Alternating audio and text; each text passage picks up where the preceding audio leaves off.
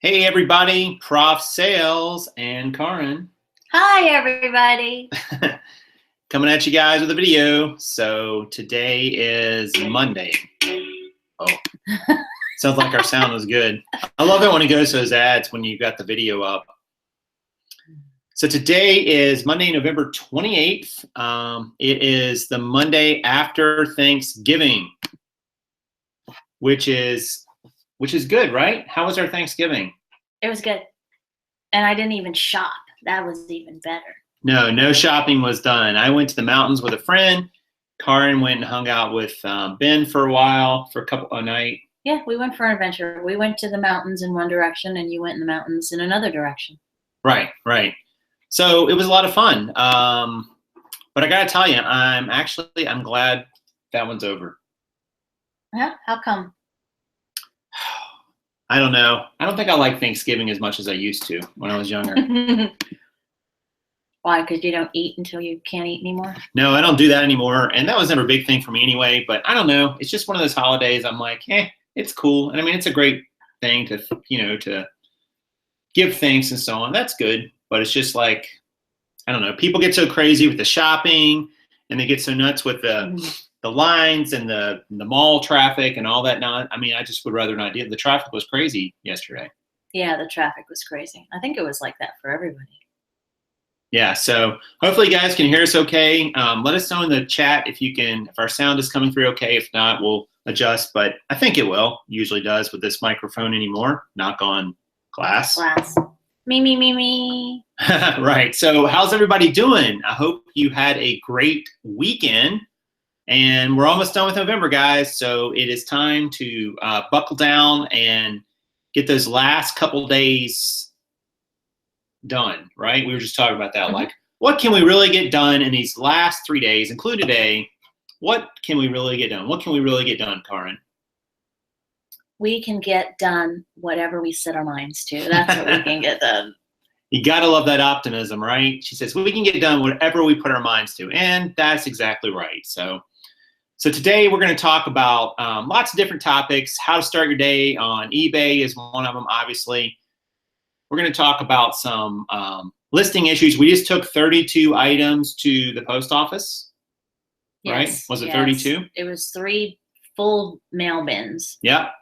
So that was nice. That was representative of yesterday's sales and I think most of Saturday, if not all of Saturday, right? I don't remember.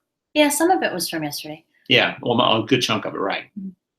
So yeah, that was fun. Picking a big. I always love it when you take like 3 mail totes to the post office. I feel like 3 have arrived, right? 2, it's like but with 3, you have to have 2 people for 3. Yeah, you have 2 people. I'm carrying 2 of them in. She's carrying 1 of them in. It's like, yeah, hardcore. People are looking at us like, what are they doing? All those packages, all those padded flat rate envelopes. We're pushing them out of our way so we can get to the bin or the. What do we call it? The hopper. Yeah, and a shirt. We did sell a shirt in that batch too, remember? Mm-hmm. It was a very early shirt. Oh, yeah. It came from the special department.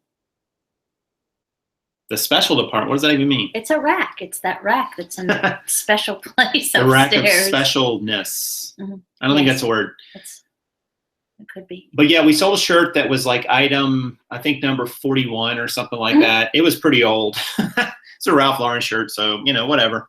And the funny thing is it sold to somebody right here in Charlotte. So, go figure. All this time we've had it, and they could have had the wonder that is this Ralph Lauren shirt. And they decided to wait. They could have called. They could have called, yeah. We could have done local pickup. We could have met them and say, hey, what's going on? So anyway, but yeah, lots of great sales over the weekend. We'll get into that in a little bit. We did have one issue from the weekend. I don't know how to describe what happened with this pair of jeans. Do you? Which one? The one we couldn't find earlier, or that was just crazy. Yeah, so we sold a pair of jeans. Imagine that. So we sold a pair of jeans, and they were. Let me see. I've got it listed here somewhere. The listing said Levi's jeans 529s. All right. And then it says skinny legs and a size 8. So we go up and we pull the jean, and we pull it by the, the custom SKU and the inventory number. And I get it down here and I look at it and I'm like, this is not the right pair of jeans. So immediately I thought, well, maybe I just mislabeled it. Well, no, we didn't mislabel it. So I went back and I looked at the listing on eBay. And when I pulled up the listing and what sold, it had different pictures than what I had. It was a pair of Levi's, but a completely different jean. It was like I listed the title one way and then put whole different pictures to it. And I thought, well, man, maybe that's what I did. Then with further research, I saw that the pictures had been attached to another listing that sold a month or so ago. Mm-hmm. So somehow the pictures from that listing got put onto this new listing, which is a whole different pair of jeans. I don't even know what happened. And I want to sit here and say, when you make mistakes, you want to say, all right, well, what did I do wrong? Let me learn from this. I don't know what I did wrong. I don't even know what is wrong exactly. But it's clearly not the pair of jeans that this person ordered, that they thought they were buying. I'm not even sure. I think we looked. I'm not even sure if 529 is coming to skinny leg, right? That was what we found out. They do not. Yeah. So, and I would have had to make at least 2 mistakes in the listing title and then put completely wrong photos with it when I'd already listed those photos to another pair of jeans. I mean, it was just like so many mistakes. I'm not even sure I could have made that many mistakes. But so I'm thinking somehow those photos got attached to that listing. Maybe when I relisted at some point, there's little glitches sometimes in the eBay system where when you list things or you relist things, you sell similar, there can be glitches sometimes. People have reported that, and I've experienced a few of them. I don't know why these did. They're a new enough item that I wouldn't have done anything weird with them. Like I used to do. Do you often do weird things with jeans? I do. But I used to do the listings a little differently, and now I do it a way that I don't even know how this mistake, whatever this mistake is, could have happened. So I guess I'm at the point where I have to ask the buyer, hey, you okay with me canceling the sale? Because I don't even have these jeans because they don't even exist. Like this particular fit doesn't come in this size. It doesn't come in this type of, with that Levi fit number. It's not even, I mean, it is so wrong. I don't even know how I could have done that wrong in listing it. It's possible. Sure. But it's kind of discouraging because I haven't had one like that in probably a good 3 months. It's been a while since the summer. So I'm going to have to disappoint somebody who's not going to get their jeans that are never actually existed. Oh, you didn't disappoint her yet? Is that them right there? Yeah, it's there. I gotta contact the buyer and say, hey, glitch time. And I don't mind telling the buyer too that there was some sort of glitch with the relist on these or listing, because there was. Whether it was my fault or eBay's, I'm not even sure. I'm really not. There's no way to really know exactly what happened here. It's so confusing. And if I call eBay, I don't know what they're going to be able to tell me either. Somebody will say, yeah, you get a defect for that. Yeah, and I will. Sometimes I'll ask the buyer if they will request to cancel, if that's okay. And, that actually I don't think is supposed to give you a defect, but who knows. But in any case, I can't send her jeans that aren't what she ordered. Well, no, and it's a difference of size too. One's an 8 and one's a 4. Yeah, it's like the difference between a size that she thought she was getting 8, an 8, and they're a 4, and they're a whole different type of fit. So the only thing I know to do is look and see if I have exchange, do it, swap out these for something different. So I don't know.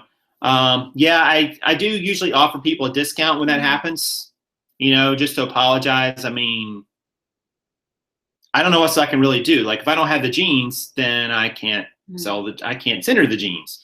So it's not like I can, finagle it, but we'll see what happens. I don't think it'll be a big deal. I mean, I've run into this before. I mean, it's just crappy when you have to disappoint somebody and you don't even know exactly what it is that happened. That's the frustrating part. I'm not even sure what the mistake was. I don't know if it was on my end, if there was some sort of glitch in the relist. I mean, when you relist these things, weird stuff happens sometimes. You'll relist 10 items, and then it'll say they submitted, and then one of them's not relisted.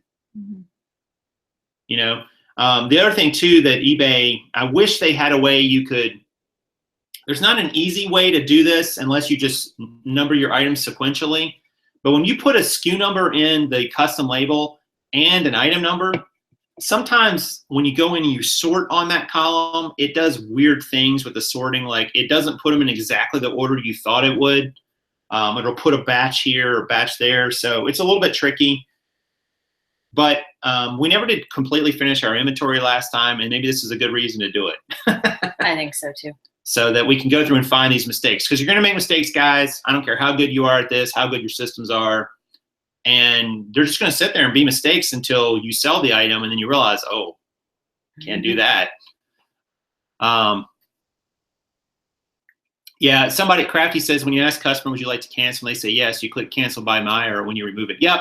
And that's what I've done, Crafty. If they say they're okay with it, and I'll explain what happened. I'm not going to lie to the customer. I'm going to say, look, would you mind canceling this order? You know, I'm really sorry. I will definitely give you a 20% or 25% discount off of the next thing if they want to buy something else. But for whatever reason, there was a glitch in the relisting of the system of this. I don't know if it was mine or eBay's. I mean, I don't mind telling the whole story, quite honestly. And, you know, just be honest with people and let them know this is what happened instead of being saying, oh, I have to cancel, and don't give them any explanation. I mean, people understand that mistakes happen and there's technical glitches. I mean, they understand all this stuff. But you got to tell them. You can't just say, oh, I need to cancel your order. You know, and disappoint them and because most people want a reason, you know, and why just tell them the truth. Somebody was asking a quick question here. Do you guys use a Dymo printer? Yes, for inventory labels. Do you clear polybag jeans? Nope. Don't really think there's a need to. I have a jean return request because they don't fit. They didn't say I did anything wrong, but do I have to accept the return and just because they don't want them? Yes. Do you accept returns? I mean, do you have a return policy, Christine? Yeah, you do have to accept them. I mean, you know, guys, you're selling clothing. It's not a perfect science with fit. And people get these items sometimes, and maybe they've changed in size a little bit. Maybe the garment has shrunk or it's gotten stretched out a little bit. I mean, things happen. You know, there's no way you can look at a pair of jeans and know for 100% that it's going to fit someone who's a size 10. Even though it says 10 on the label and it's a 30-inch waist, we'll say, you don't know that. I mean, and even though they may have bought that pair of jeans before in a size 10, this particular one might just be fit a little weird and they don't like it. So I don't think it's a bad reason to take back a return. I mean, people, if it doesn't fit them, it doesn't fit them. I mean, what's your alternative to just say, hey, you're screwed, you got it, tough luck, I'm keeping your money. You know, I mean, that's just not really good customer service, and you wouldn't want that if you were buying something too. So anyway, you have to pay the return shipping too. I did today. I'm not sure who Suzanne is talking about there, but well, when the person returns it, she's saying that the shipper, we pay the return shipping, but we don't do that if it doesn't fit, right? Yeah, we actually put in ours, guys, that buyer pays return shipping. Now, what you get into, what we've gotten into in the past, and not so recent past, is sometimes people will, they will say the item was not as described. Because if it's item not described, eBay's rule is basically then the seller pays for the return shipping. So that's kind of a way they're trying to get around paying for the return shipping. You know, you got to just play each one by ear. I don't know there's a hard and fast rule. It really sucks to have to pay for the shipping back too. You could even, you know, if it's a low cost item, you might let them keep the item in some cases. If it's worth getting back to you and reflipping, then get it back. Even if you do have to eat the shipping, it sucks. But, you know, when they do item not as described, you're going to have to fight for that one if you think it's worth it, if it's worth your time and energy. I can't tell you to make that decision or not. You know, obviously on some items you would and some you won't. So that's what are you laughing at that one, Crafties? So Craft. Well, Susanna just said, I'd just let her keep the darn jeans. I know, right? Mm-hmm. Yeah. Oh, so we should say what Crafty. So Crafty got her first real scammer this week, and eBay sided with her. She had accepted the return because she said the buyer said that the jeans showed her bulges or whatever it was. I don't know if it's jeans, but whatever it was, she just didn't look very fetching in them. And I guess the buyer found out that when she had to pay the return, she opened an INAD, or image not as described, and said that the item had a hole in it. Because Crafty had been able to share the bulge message, it's just gonna be something The now. bulge Well, message. did you get a bulge message? Because she had that, then she was able to eBay sided with her, and that was a good thing. Yeah. Yeah, and people do try to, and and I don't think it's so much Crafty that they were scamming you necessarily. They just got pissy that they didn't see that they were going to have to pay for the shipping. So then they decided to, well, I don't want to pay for shipping. That's not fair because this thing was missized. So in their mind, they're validated by not having to pay the shipping and saying it had something else wrong with it.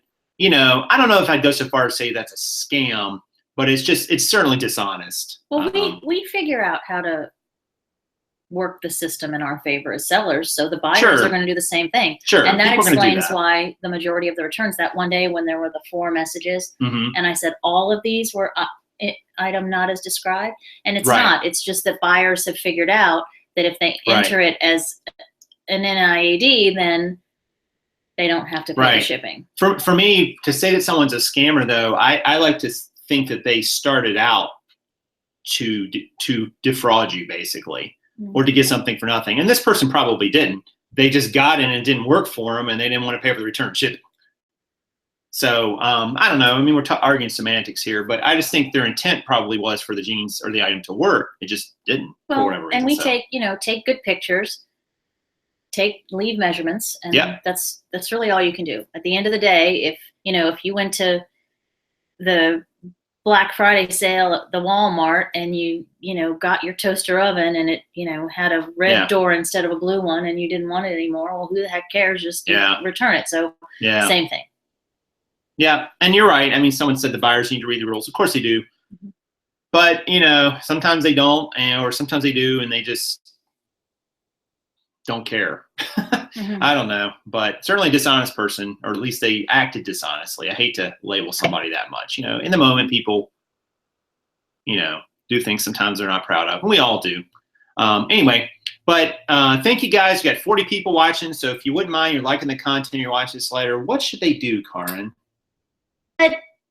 Gently select the thumbs up or like button to let us know that you like what you're seeing. Gently select? Smash it. There it is. You can smash it. I'm making a shirt that says that. Smash it. Smash it. Yes, so please hit the like button, guys, if you are liking what you're seeing or you're hearing. So we appreciate it, and YouTube. And here's my commercial for the day. Oh, careful. Am I not allowed to do that? I don't know. Maybe not. Well, I got this drink because the girls told me to get it, and it's really good. Okay, good. It's not that kind of commercial. So confirming, Highball, it's a healthy energy drink, and it's really tasty. There you go. Thanks to the ladies that suggested that I get it because it's very yummy. Right. So Darren asked if the Dymo label works with smartphones. I have no idea, Darren. Maybe somebody else can answer that. I have no idea if a Dymo label will work with a smartphone. Hi, Heppelman. I would think on the face of it, probably not. But because where are you pulling it from? Yeah, well, usually, I mean, you might be able to select that printer, but you might have to have a secondary app or a Dymo app to go in and make changes to the label. Which labels you're going to select and so on. And I don't know though. So maybe someone else can answer that in chat. Not really sure.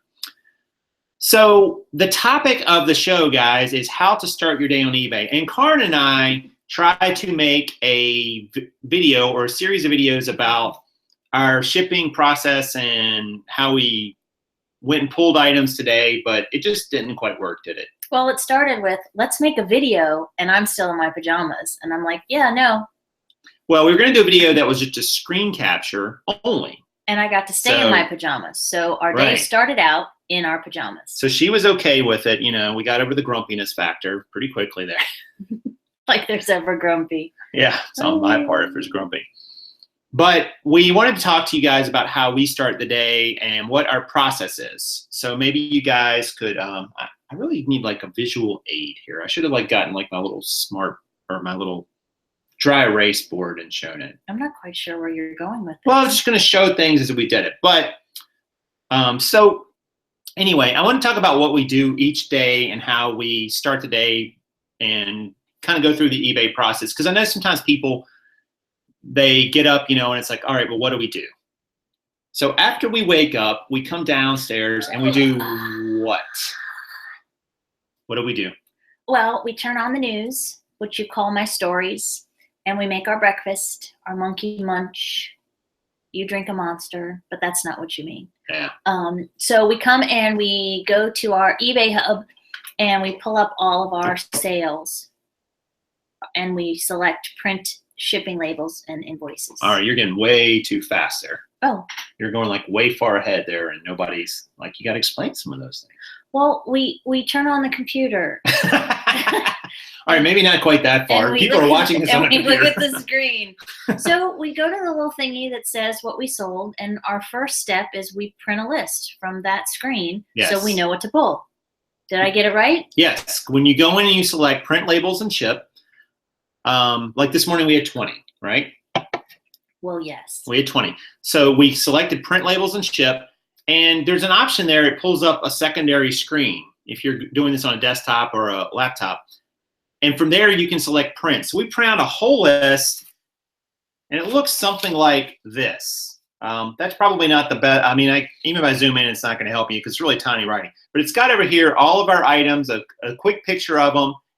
It's got the description, the item number, and then most importantly, it's got the seller SKU number down in this column and the item number, which shows us where to get them. So we take this list and we take it upstairs and we pull all of our items. All right, we go up and we make sure we can find all of them. We do this before we print invoices, before we print shipping labels, because if you don't do that, guys, and you go upstairs and if you print your shipping labels and invoices first, and then you can't find one, now you're going to have to void that shipping label, wait to get your money back, deal with that issue. You've already printed it.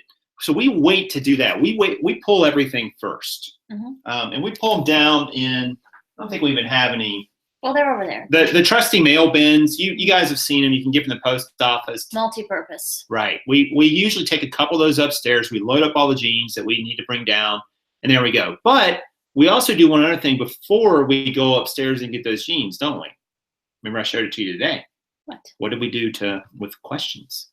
Oh, so we print out the list of things that we're going to pull, and then if we have any questions, we will write them or address them or look them up at the same time and actually handwrite them. Because as you guys know, we keep the jeans upstairs, mm-hmm. and we're not going to bring we could bring a laptop though, honestly. But I digress, as usual. Yeah. So we write the questions on the thing. And this morning, all of the questions were handled. Because somebody offered us would you take $10 for these jeans? No, that was easy. Well, if you don't sell them, would you let me know and I'll buy them for $10 anyway? Yeah. That was very nice though. Right, if it was the same person. And then another one said, how can you tell me the measurement of the leg openings? And we're like, well, they're there. If you take a good look, one of the pictures should show the cuff, and it did. Just under 8 inches or 16 inches all the way around, right? Right. Right. And then the other one, I don't remember what it was. But the point is, guys, like, here's what you should do, I think, if you're selling clothing or really anything. When you write down what those questions are, and all we write is we write the item number and the SKU number, or the SKU number and the stock location, mm-hmm. and then we write what the question is. Like if it's a front rise measurement, I just write FR. If it's hips, H. If they want a photo, I'll write photo, and I got to take my phone with me and take a photo. That's annoying. Like if they want to see like a different mm-hmm. photo than what I have. But the advantage of doing that, guys, is you maximize your efficiency. You go up and before you pull your mm-hmm. items or go to the next room, wherever your inventory is, you can go ahead and handle all those questions and write down just what it is. So when you come back to the computer, you can answer all those questions and just type your response and move on to the next one. That way, you're not having to go back and make a whole separate trip mm-hmm. to deal with that. You're killing two birds with one stone. You're already in the room. You might as well pull the item out, take a measurement, take a photo, whatever it is the buyer wants, and then that way you got it. You don't have to go back separately. So that's why we do it that way. So that is what we do when we pull the items. So we pull the items, we come down, and assuming we've got all the items. Because today we did not. Right. So as soon as we got all the items, we go ahead and we do the 2 steps in bulk. We print our invoices, right? So you guys know what an invoice is. I like to send an invoice with each item. I think it makes you look more professional. I think buyers appreciate it if they're going to leave you feedback. If they have a question, they know exactly where it came from, what they paid for it. And you can also put a message on there, like we put, hey, consider leaving us positive feedback. But if you have an issue, let us know so we can try to handle it before, there's a problem, right? So I think the invoice is a nice step. You can print them in bulk right after you come back down with all your items. And then the other thing we print, of course, is the shipping labels.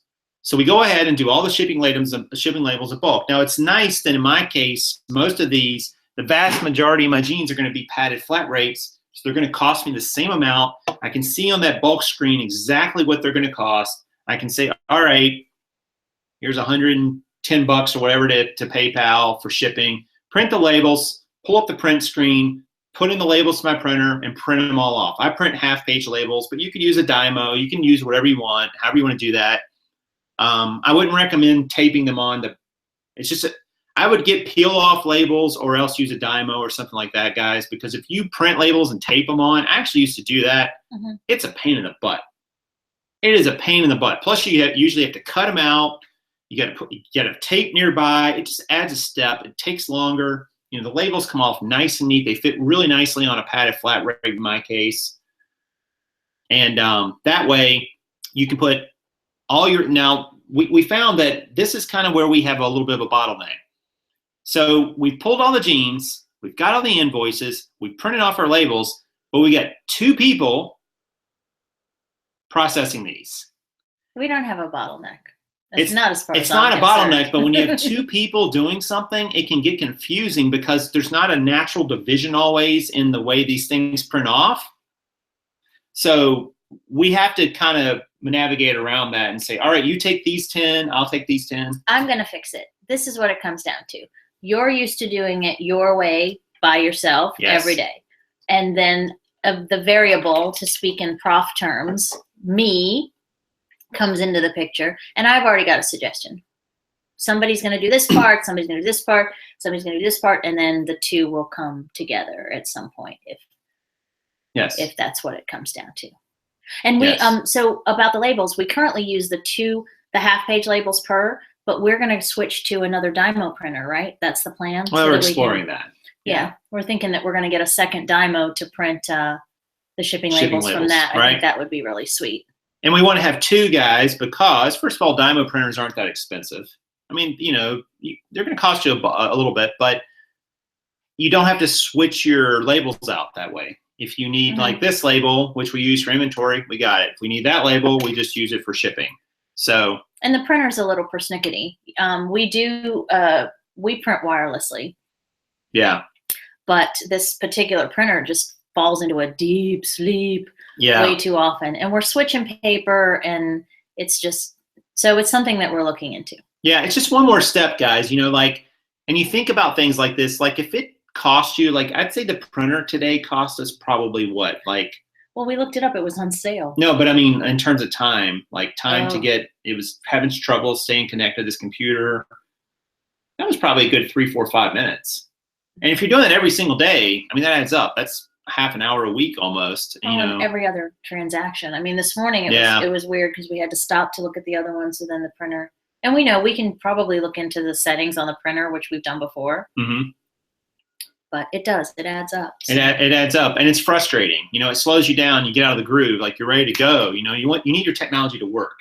I mean, that's the point of having it. It's supposed to make it easier and more efficient, not you're having to backtrack and get your printer to be found again by your computer. And there's some kind of connection issue there, but I don't really know what it is. And I've researched it, and I still haven't figured it out. So at this point, I'm thinking I might just go to the Dymo point anyway. Somebody asked about peel and stick labels and where to find them. eBay. Yeah, when we're There's in a bunch of sellers. Yeah, and when you're in a pinch, I'll get them from Sam's or Costco, one of the big box, the warehouse clubs. But we buy them. How much? That last box was big. How many were in there? That was an eBay. A couple thousand. Yeah. Did you get those from Amazon or eBay? I got those on eBay. I might have got them from, what's his name, like Threeb or whatever his name is on there. There's a couple sellers on there who sell them in bulk.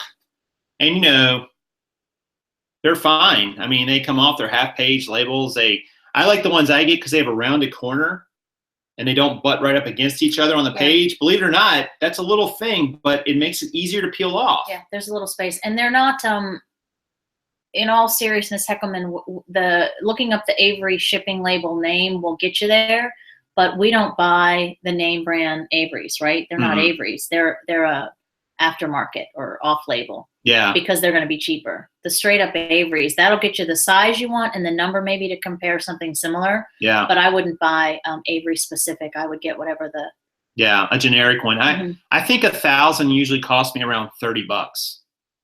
There's 2 per page. Oh yeah. And that's with shipping. It's free shipping. They're not that expensive really. That's about 500. Yeah, because there's 2 per, so 1,000 would be. Yeah, it's that whole box full. Oh, sorry. So, and I bought 2,000 this time. Can you reach one? Yeah. Because I think it's worth showing. If you can. I could be Vanna White. I'm not sure if you guys can see it. I'm not really good at this, but can you see right? Oh, wrong finger. Right here. There's a bit of a gap, and then it's a rounded corner. And it makes a huge difference because the original Avery's that we probably all learned to print and use don't have the gap in between, and you have to kind of fold. Yeah. And sometimes, you know what? That's another thing. Some of the non-name brand ones are so, because they do not have the gap, you literally have to go back and forth and sometimes even rip it a little bit. Yeah. Remember to get it off the page. So that's something. These are really, really These are nice. I think I got these from somebody maybe named, maybe their company name is Value Mailers, and that might have been Threeb or whatever his name is. He's got like 1 million feedback, literally. This guy's kind of a big seller, and if that's who I'm thinking it is. But Value Mailers sounds right. So if you Google Value Mailers or you search Value Mailers on eBay, you'll see tons of labels, and they're pretty cheap. But somebody said their inkjet printer were not thick enough. We use laser, and it's just a black and white laser printer. It's a Brother printer. It's a 2360. It's a cheap printer, but it works pretty well. Yeah, Value Mailers. ValueMailers.com even has them. I buy them straight off of eBay. So that way they can come right out of your PayPal. Yep, there they are. And we've never had an issue. Nope. No issue at all. I mean, and remember something, guys. I mean, what you print on them is important, but the quality of the label is not that important because it just needs to stay intact and get there. And because the person is going to rip open the package, they don't care about the label. It has nothing to do with the product inside. So you just need it to work and get there. It doesn't need to be the fanciest label in the world.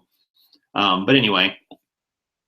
And it's funny, King says his Brother printer's running out of gas. Isn't that what mine use? Mine is too. The drum is starting to die. Like you can go in the machine info and look that up and see how many pages it has left. I'm not even sure it's worth replacing. It might cost, I haven't priced it yet, but the printer is only like $120, brand new. But that's the one that was on sale though, remember? We saw that one but on they're sale. Usually pretty, you can usually get them pretty cheap. That series, the 2300 series is pretty cheap, but they work fine. Lots of resellers use them. I heard about it from somebody reselling, I don't remember who, but you know. And it'll be cheaper to replace just buy a new printer than to go the drum route. It might be. It might be. And that's what we might do. I just don't think you need to go crazy on the printer because, you know, it just needs to work. It doesn't need to be. You're not printing like architectural drawings here. You're just printing, shipping labels and invoices. But anyway, we print off the shipping labels. We print off the invoices. And then we split it up into who does what. Put the shipping label on the padded flat rate first. That's what we like to do. Then we put the gene in, and oh, there's the boy. There's the boy. We should all say hi. Wouldn't that be something? That's pretty funny. It would floor him. Yeah. So, but yeah, we just use that and go in, and then we just package them up. You see, King says a new printer challenge, Prof. Let's do it. A new printer challenge. I don't know what the challenge would be. Hey, Ben. Hi. Hello. I just said hi for all of you. Yes, you all said hi to Ben. You can say hi back. All 50 of you. What does that say? I have brother printer. A brother's laser printer can use those labels for that, and can you use only half of those labels? Yeah. Yeah, Camilla. Well, Camilla, what I do, here's what we do. Like, let's say if you sold 10 items, and you put in 5 labels or 5 pages. There's 2 per page, so that's what you need. You just print all of them. If you want to, let's say you sold an odd number, let's say you sold 9, you could still put in 5 pages, and then you'll just have 1 label left over. And then when you need that, you could even feed that in individually. Oh, see, correct. You said and the sell same it. thing. So Flip it good. yeah, it's no big deal. I mean, there's no reason to ever really waste a label. I just went Devo. Yeah, somebody wasted labels. But anyway. But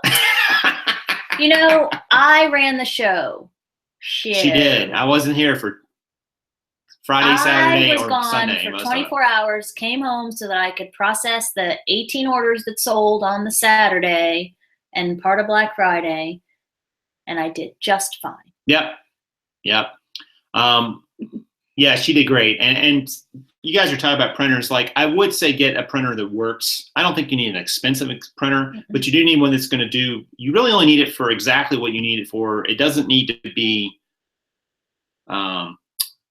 this Mac Daddy printer that can be for everything. We just use this one for the most part for business. Every once in a while we'll print something from home on it, but for the most part we use it for business. Well, and you have to be careful because when you're buying postage, you almost have to have a laser printer, do you not? Yeah, it won't bond well to the paper. And it has to be scannable, and a lot of times the inkjets, it could be the nicest printer ever, but it's not. Right. And you don't want to pay for postage. And it used to be, maybe it still is, USPS, when you go to print, it'll tell you if we can't do it on this printer because it's not up to par. Yeah, and I would pick a laser, guys, over an inkjet. The cost of toner and how much more you're going to get out of it is, a laser printer is definitely no more expensive than an inkjet when you compare that. In inkjets, you're going to be running out of ink pretty quickly a lot of times, and the toner in a laser printer will last a long time. Just even not having to order it as often is really good too. So anyway, so I recommend the Brothers 2360s. They're good for what we use them for, guys. They don't have to be, anyway. So what else on our day? Is that's our day for shipping, and we've answered all the questions our buyers have had. Well, and then we pack them all up. Yep. And we stuff them in the mail bins. Yep. And then we take a shower and get dressed. And because we can't go to the post office in our pajamas. And then we rinse and repeat, right? Yep. And we also enter in, of course, I enter in everything I sold on, the spreadsheet that I use to track our results, so I can keep track of it for you guys and ourselves. And that's pretty much it. It's a really simple day. Like, I pretty much know every day, guys, that's what I'm going to get up and do. Like, it doesn't really vary. And it's just going to be how many items are we going to have to pack and so on. Like, I do that every day before I do any listings or show topics or anything like that. I don't know. It just gets me in the right frame of mind. Like, I'm in business mode at that point, and I feel like I get something accomplished pretty quickly, which is nice. I got all the orders packed and shipped. I mean, you got to do it. So we're looking at ways to, down the road, we have more space for this business. We might create a workflow that makes that even smoother. But right now, we're making do with what we have. Well, we need to have just a dedicated shipping area, and we don't right now. We have your desk, my photo table. I mean, my desk in the other room. Yep. But geographically, it doesn't make sense to me. Right. And the jeans are upstairs, so there's a disconnect between all these areas to some degree. It's like every day is like a Benny Hill show around here. We're running up, we're running down, we're running back. Benny Hill. Yeah, you know Benny Hill, don't you? Not real. I know who it is, but I didn't watch it. Okay, well, I am older than you. She's older than me. It was very funny, that show. But anyway, so and maybe if we go with that longer table, and we still haven't rolled out the changing table or the drafting table. Right. but we have to, we have to figure out what's going to work best. So. All right, guys. Well, listen, I'm going to show you some results from, I think we need to show you Thursday, Friday, Saturday, Sunday. Yep, we need to show you all this. So let's go to the spreadsheet, and I will show you how we've been doing and where we're at on the month. It's always very exciting. Well, not that exciting. Anyway, so here's today, which is Monday, Sunday, Saturday, Friday. There's Thanksgiving Day, Turkey Day. Big drop in sales. Only 4 sold, 97.50, so not very many. The next day was a little better with 8 sold, 193.90. The next day, which was Saturday, was 10 sold for 255, and then 9 sold yesterday for 224.10. So decent. So here is our sales for the month. Here's November. We've sold we sold 275, which is 9.2 per day, and that's still going up. So not bad. 67.82 is our gross, with a net of about 29.20 off those, 43% net. We had some nice sales over the weekend. We had a $47 pair of diesels that sold. We had a $36 pair of Miss Me that sold. And then just the rest for bread and butter. We did run a sale this weekend, 10% off. So that, cuts into the profit a little bit, but it does move some units. Here's our graphs. Listings up. We've trended down a little bit since the big day when we did 100. Sell-through is still probably about 1.2 in there, I guess. So still pretty strong. Not bad at all. The number sold, you can see that big outlier day, 26, but a lot of days are in that, 10, 11, 12, 13 range. Listed has been flatter than it should be. This is totally controllable and no real excuse, just haven't gotten it done. And gross per day is right around $300 a day still, which is not bad.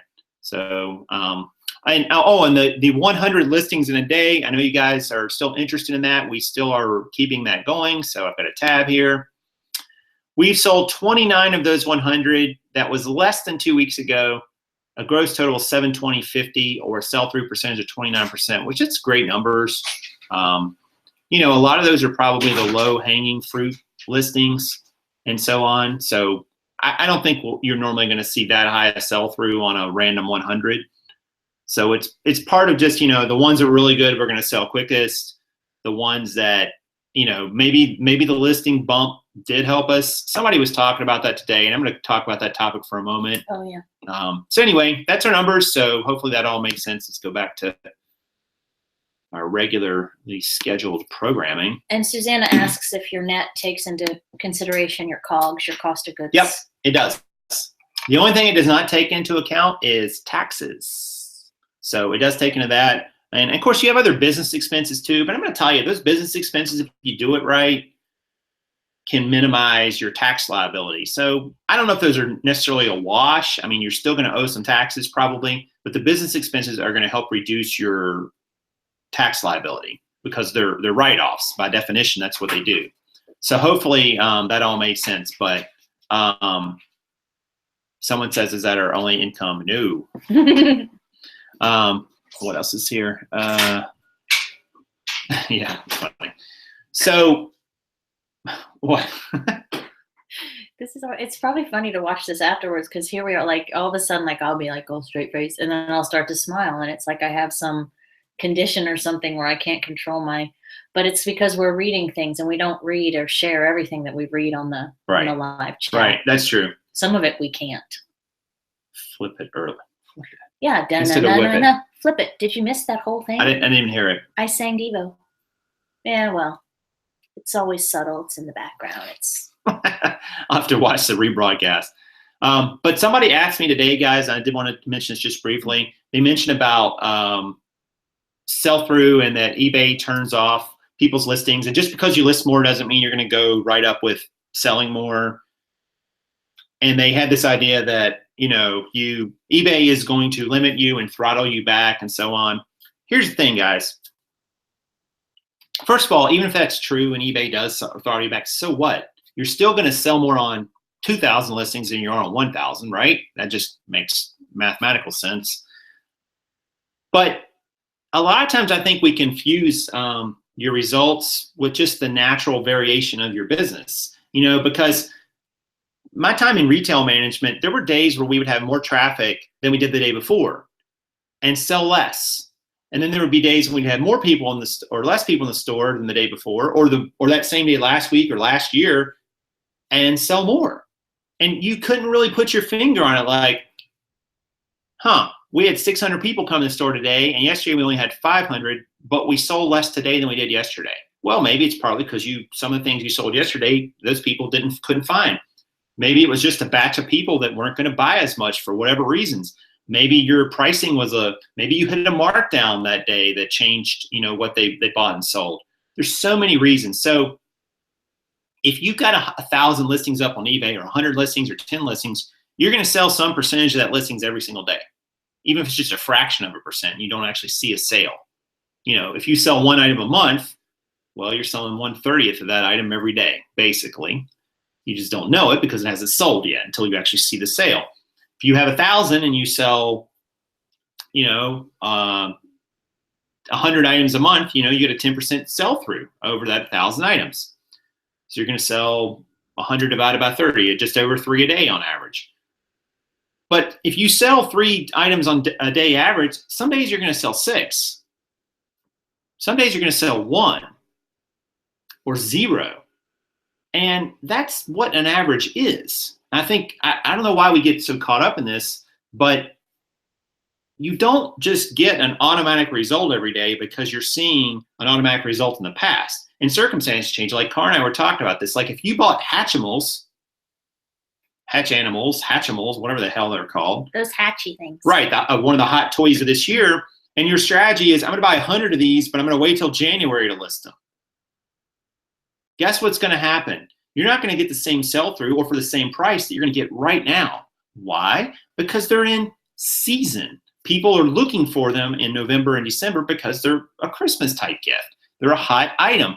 And people in January typically don't spend as much money in general. Retail drops in January because people have blown it all out at Christmas time and they're not about to go out and just spend hundreds and hundreds or thousands of dollars a month when they just did that.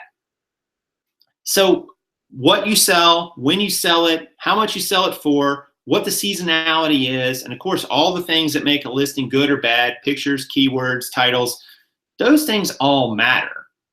They all matter. And you can never figure out exactly in what combination they all matter.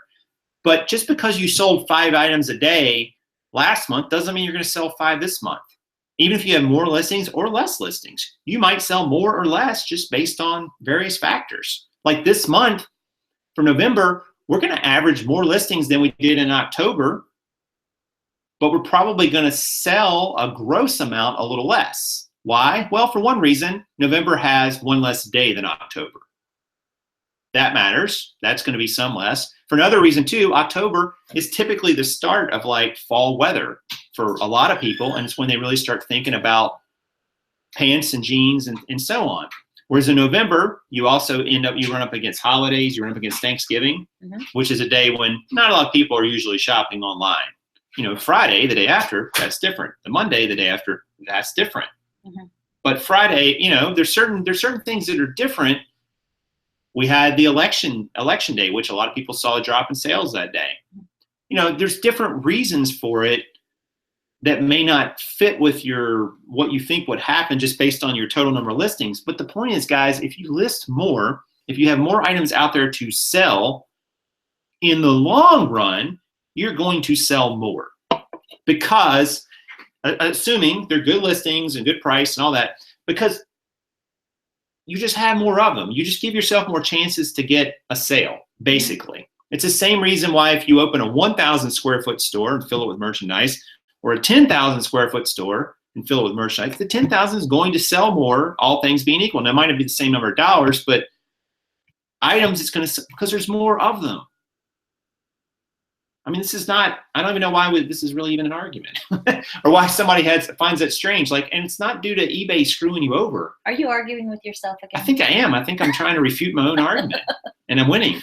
But you usually do win when you argue with yourself. That's true. So I don't know. You just don't.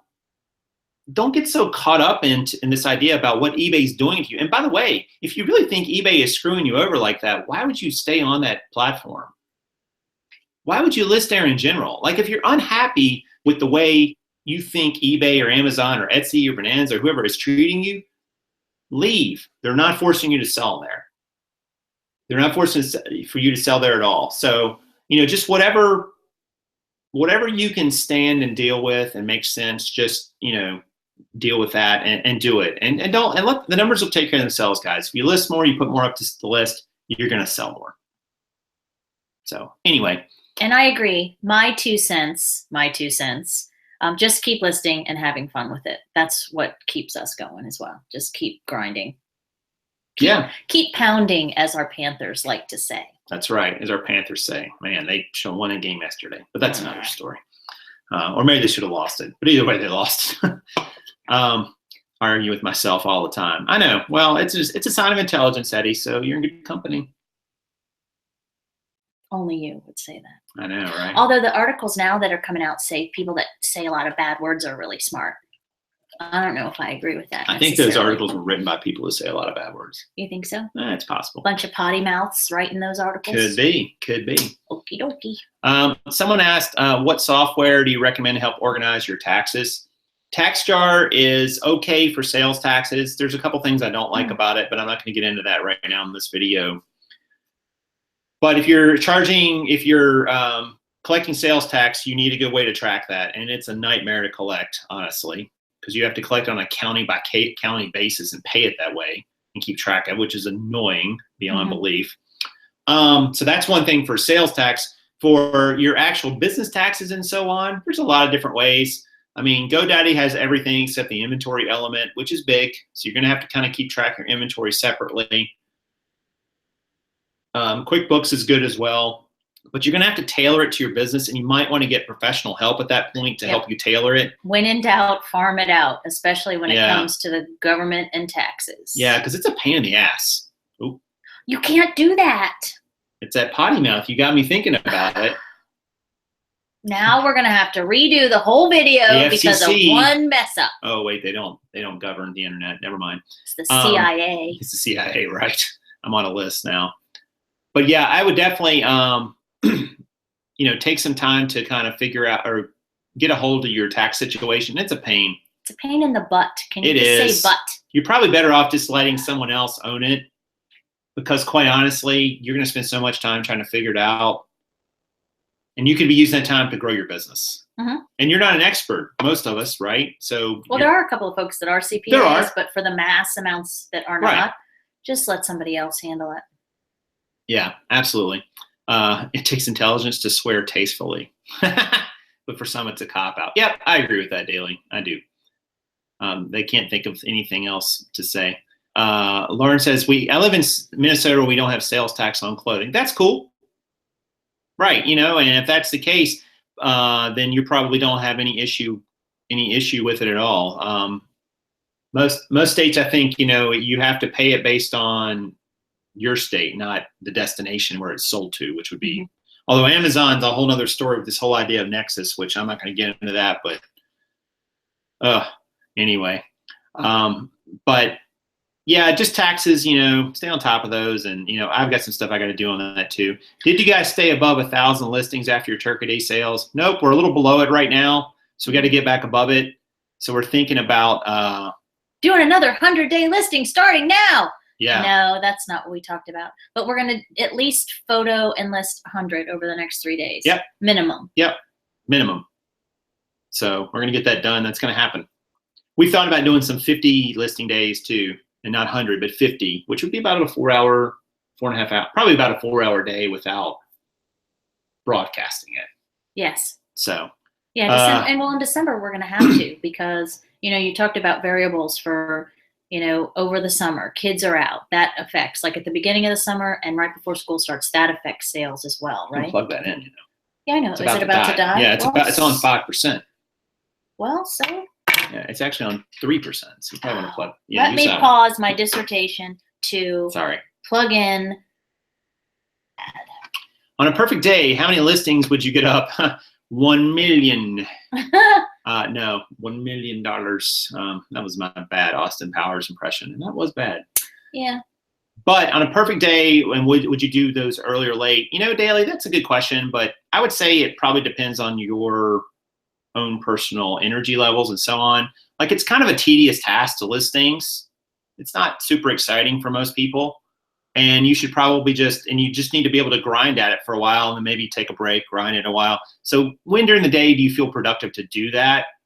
Whatever your listing goal is, that's when I would schedule it. I like to do them in the afternoon, honestly, because the morning is like catching up on messages and emails, packing and shipping, figuring out the rest of the day. So I kind of like to do it after lunch, and probably even late afternoon into the early evening. I like to take pictures first thing in the morning and then maybe in the evening, because in the middle of the day it gets all crazy. Yeah. So I think that I would just probably go with that sort of mindset. But you have to find what works for you. I couldn't list late at night because I'm tired, and I would make more mistakes. Apparently, I'm making than mistakes. You already make. So daily, I'm curious. You're trying to list 33 a day for an entire year. How many days into the year are you? Because that was our daily goal as well. But then, things happen. So. Sort of, but we sort of modified things back around. Yeah. 33 a day for an entire year is a lot. I mean, there's no doubt. That's what, 10,000? That's awesome. Or more than 10,000, actually, I guess. 33 times 365. Yeah, it's 12,000. What am I saying? 12,000 in a year. That's a lot of listings, no doubt about it. But I don't know. I mean, the problem we run into is you have to go take time to source. You have to go take time to live life. I sourced while I was living life, unlike some people. I mentally sourced. Whatever. So I got this giant pair of Coogee jeans. They're like 44. What pair of jeans? Coogee, I said it correctly. Coogee. It's Coogee. Whatever. It's these big old jeans with really pretty stitching on the pocket, and they were like 44, 34s. And then I got some Eddie Bauers, I think, with the flannel lining that are so nice. Those were really big too. Yeah. Flannel line jeans. There's a bolo. You don't see them very often. You don't see a lot of them. You could pick up probably almost any brand in flannel line. They tend to be men's. Yes. Because we don't really. No, we found that one. Did we pair, find one that was the women's? red line? Okay. Remember the red flannel? We tend to find only men's for some reason. Yeah. 60 days in my journey, 14.25 a day. I like the 0.25. Nice. That's great. That's prof math. That is prof math. But that's good. I mean, 14 a day is. If you're hitting that every single day, that's like 420, 30 a month. That's good. I mean, that is very respectable. Lots of people would love to have those kind of numbers. Well, and daily, are you full-time? Oh, that's a good question. And he can't answer, or she can't answer until can't tell who does. I could type it, but let's just see. Daily, once we're caught up to here, just let us know if you're full-time or not, and ballparky kind of what you're selling and how you're doing it in the chat. That would be great. And for some people, you're probably going to be better at listing for a chunk each day, and then listing a chunk the next day, and then other people might fit better with your personality. Say, I'm just going to take today and list. I'm going to spend X number of hours listing, whatever that looks like. It really just kind of depends on your mindset, and you could try it both ways or some variation of those, and just see what works best for you. And I don't think there's a right or wrong way to list. No, and we had to, when we did the 100 listing day, we had to psych ourselves up for that. I mean, you said it is about mindset. Yeah, it was tough. And writing down your goals, I think, is really important. For me, I'm visual, so I like to see it. But more importantly, when it's done, I like to check it off. That is really, really important for me when it comes to completing things, feeling good, and continuing to motivate myself. The reason we keep looking out above what would be our camera right here is my son. He must need money.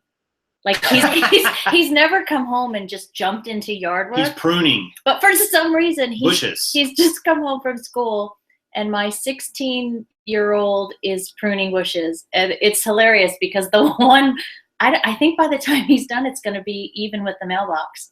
This bush was like 7 feet tall, and now it's not. Yeah, he's so chopped sorry. it down. He's giving it like a buzz cut.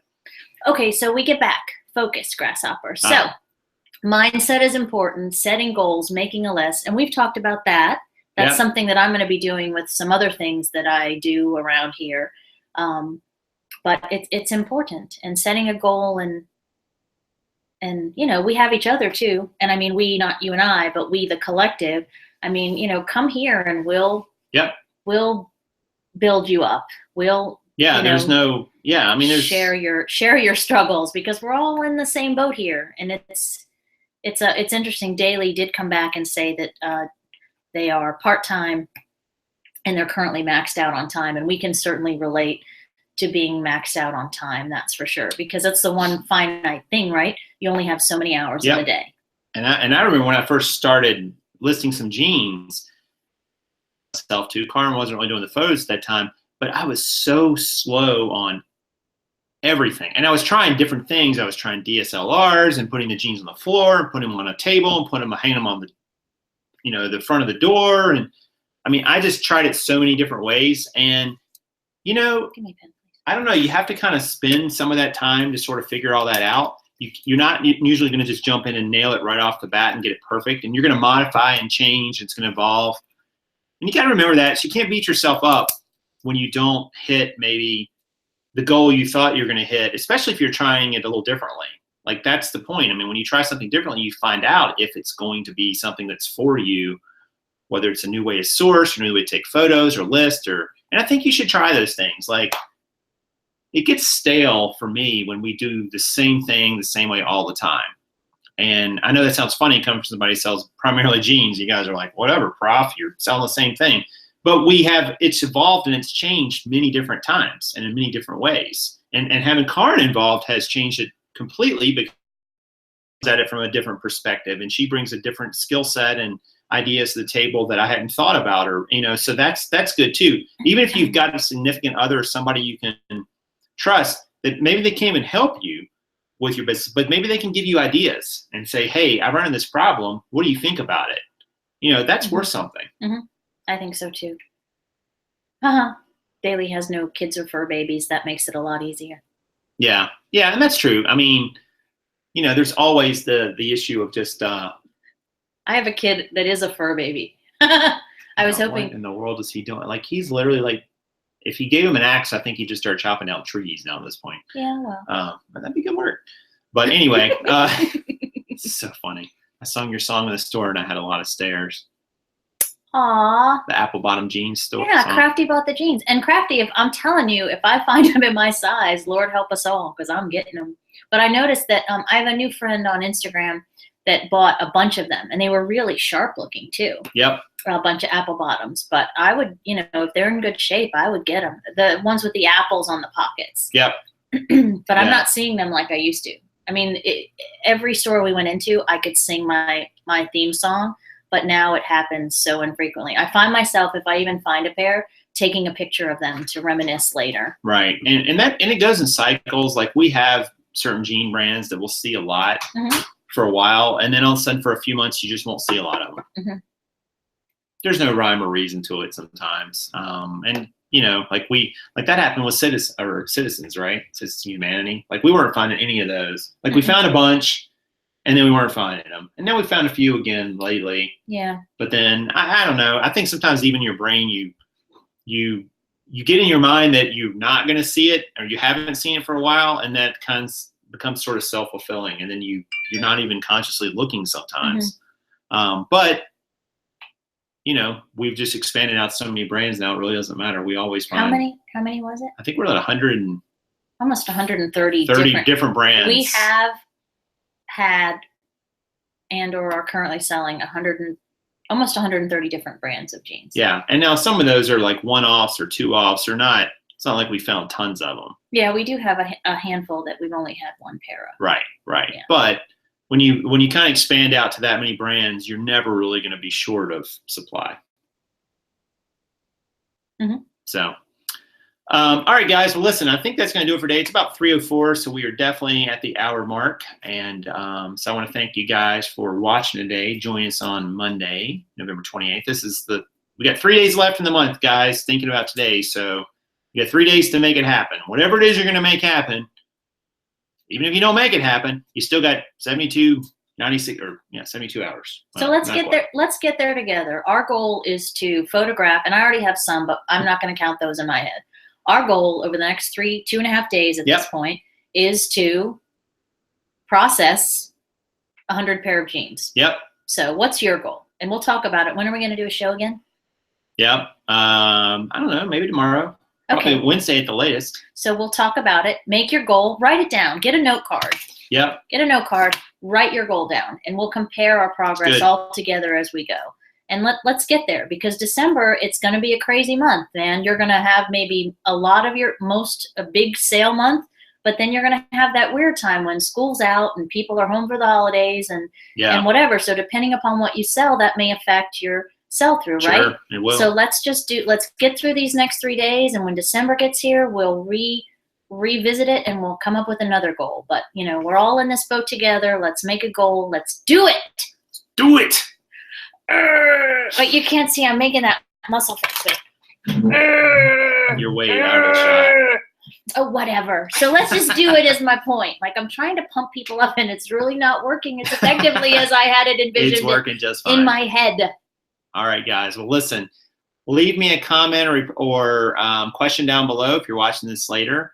And, consider subscribing to the channel too. There will be a link on here in annotation. You'll see that'll come up. Subscribe to it. That way you can see every video when it comes out, and you can set reminders and so on. And what else should they do, Karin? Oh, they should smash it. Smash what? The likey button, the thumbs up thing. The likey button, L-I-K-E-Y. So I speak my own language sometimes. And yes, my son can be hired out if you're close enough. No, I'm just kidding. I'm sure that we're going to figure out what's up with our own trees out there. Yeah, we're going to go out there, and I think he's basically created a fire break in the front yard and just like bulldozed. Maybe they're going to paintball in the front yard now. Oh, yeah. It's hard to say what's going to happen. But we do appreciate you guys, and love talking to you and the community here and so on. So I hope you guys have a great rest of your day, and write down those goals and go after them. And this is, as always, cha-ching! So this is Gypsy, Earl, and Vince, and me, Karin, and Prof Sales saying good sales to you.